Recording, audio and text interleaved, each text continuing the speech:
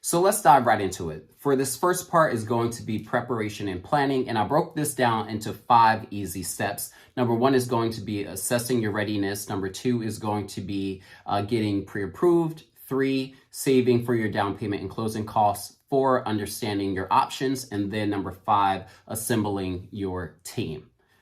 Ready? Let's go. So assessing your readiness. This is really where you take a deep dive and an introspective look at your lifestyle and where you're spending your money. If you're looking to purchase a home, you obviously need to have some capital in order to do so. So what you want to do is really take the time, sit with yourself, maybe get a notebook and write out the reasons why you are looking to purchase a home. In addition to that, you want to start looking at your finances. Where exactly are you spending your money? You want to maybe create an Excel spreadsheet, write down, what you're paying in current rent or current mortgage, your car payment, insurance, anywhere that you're spending money. You want to have a very good understanding of where every dollar is going, because that's going to set the base for what you can do in order of your home purchase. And then in addition to that, if there are other stakeholders, so stakeholders can include your spouse, your kids, your parents, if they're going to live with you, maybe sit down with them and see what their input is in terms of how you all are going to approach this process together. Don't do it alone. It is not a single one-person process. It takes a team to get this done, which is why there's so many different people involved in getting you across that finish line. But for this part, it's all about your internal, how you want to live, where you're spending your money, and what kind of lifestyle you want to have based off of the type of property that you want to purchase. Number 2 is getting pre-approved. This is honestly one of the most important parts of the home buying process, especially if you're a first-time home buyer or you're just beginning and you don't understand what your budget is or what you can afford. Getting pre-approved will eliminate all of those worries or concerns that you may have. I know one of the reservations that a lot of home buyers have is getting their credit dinged. And honestly, you are going to have that small hit on your credit regardless, because you're going to have to get a loan from a bank or a lender. So it's going to happen regardless. But again, it eliminates all of the guesswork in the home buying process. So make sure that you're getting pre-approved up front.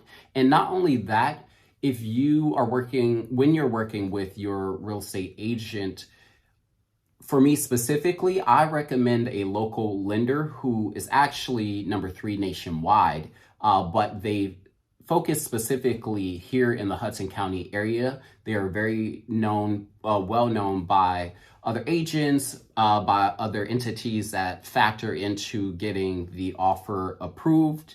So make sure that when you are working with your agent, you're using someone local who's well known so that they can, number 1, get you your budget up front, and then also can stand in the gap for you when it's time to submit your offers.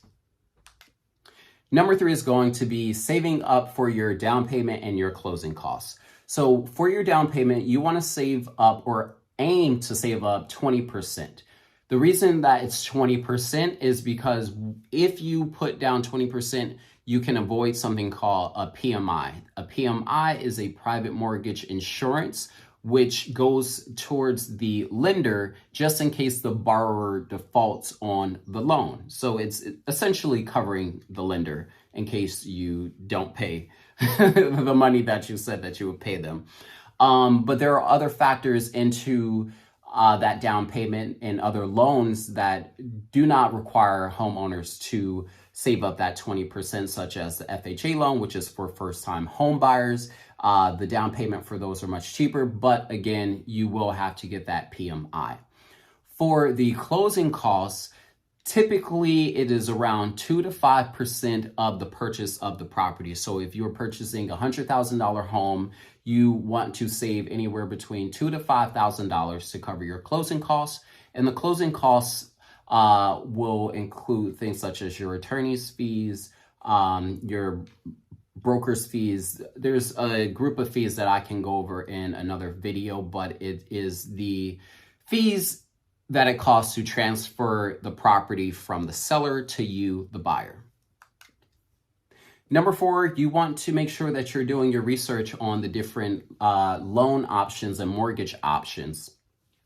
So the typical one is the conventional loan, but there's also so many different programs that lenders offer for people based on their specific circumstances. So even if you don't think you are prepared to purchase a home, there are lenders who can work with you around showing you how to save up for the home that you want to purchase, or even programs where they will allow you to pay less in the beginning and then build up to the actual rate in which it's going to be. So you really want to take some time, look at all of the options, make sure that you're choosing one that fits you specifically. Again, I'm going to do more videos around this part, but just wanted to give that high level of do your research around the different mortgage options. Number 5 is assembling your team. And up front, you really think of just the real estate agent, but there's much more than that to this entire process. Outside of that, you're also going to need an inspector. You're going to need an appraiser. You may need a moving company, depending on the size of your home and how much stuff that you have. You may also need a contractor if you're looking to do renovations. So go through this step process and think about all of the people at each step that you're going to need in order to make this as smooth as possible. The number 1 person is going to be your real estate agent. I recommend different services to my clients all the time just so that they don't have to do their own research on that. And these are proven people who I've worked with in the past, but it is a very important part of the process. So make sure you give a lot of thought to that as well. So that was the first part of the home buying process. That's where you should start. Take notes of what I said. Write down your own questions that you may have. Leave them in the comment or feel free to reach out to me and I can answer those questions for you. I'm really excited for you in your home buying process. Let's move on to part 2.